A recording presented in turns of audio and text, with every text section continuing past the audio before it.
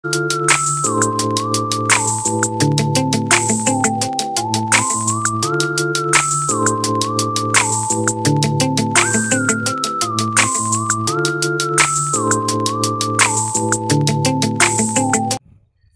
kesempatan kali ini, di sore yang cerah ini, saya ingin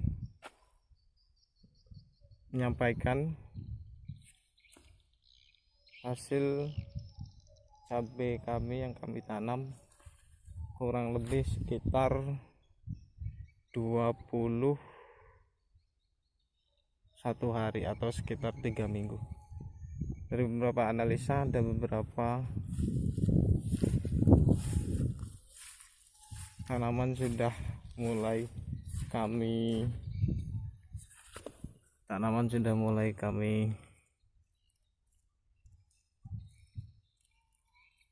tali pada lancaran ya, karena ukuran tanaman sudah mulai besar dan banyak tanaman yang mulai roboh, sehingga harus diakali atau ditali dengan lancaran yang sudah tertancap ini.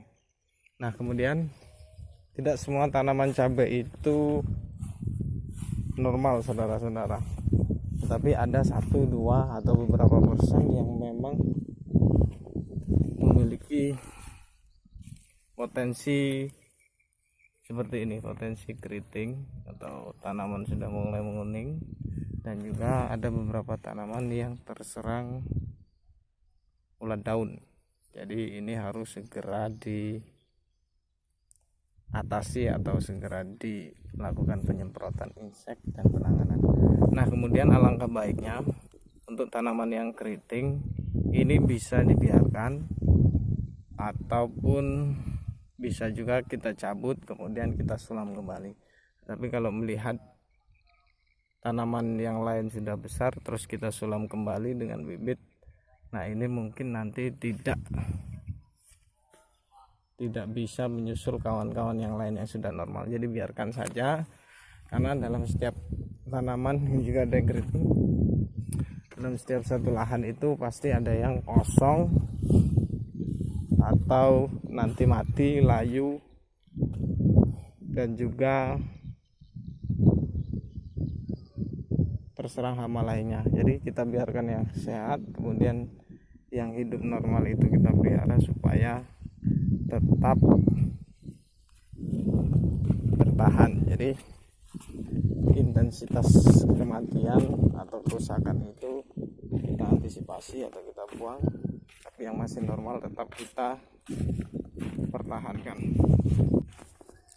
Oke sahabat sekalian, bisa kita perhatikan ya, ada beberapa, banyak sekali ini sudah mulai muncul bunga dan sudah mulai akan mengembang.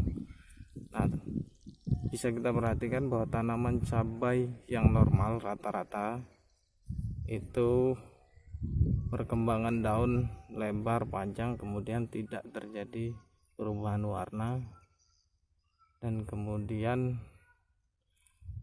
pertumbuhan selalu berkembang dengan ditandai dengan munculnya tunas dan pertumbuhan yang signifikan.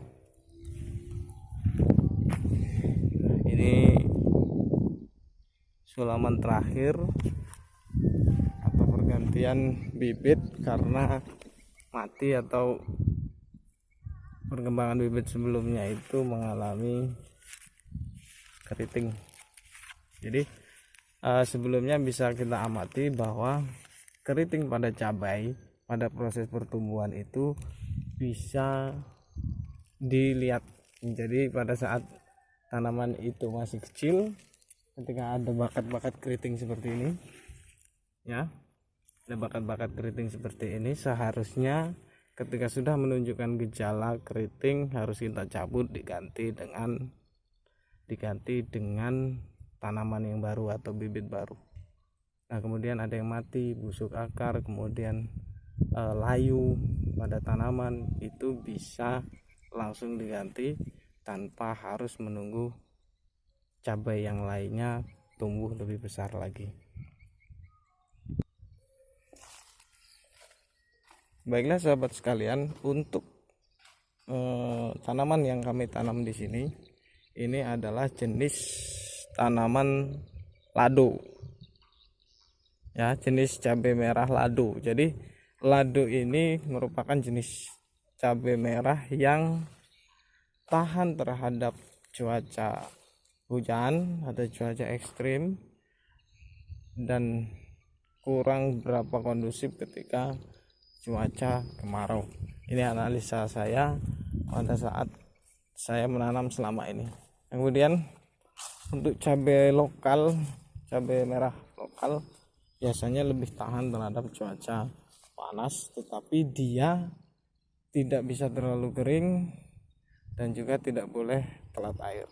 Inilah repotnya menanam cabai. Kita harus jeli, kita harus teliti, dan kita harus memahami bahwa penyakit-penyakit atau hama-hama yang datang harus segera diatasi. Oke, demikianlah beberapa presentasi atau review dari kami mengenai tanaman cabai kami yang kami lihat pada sore hari.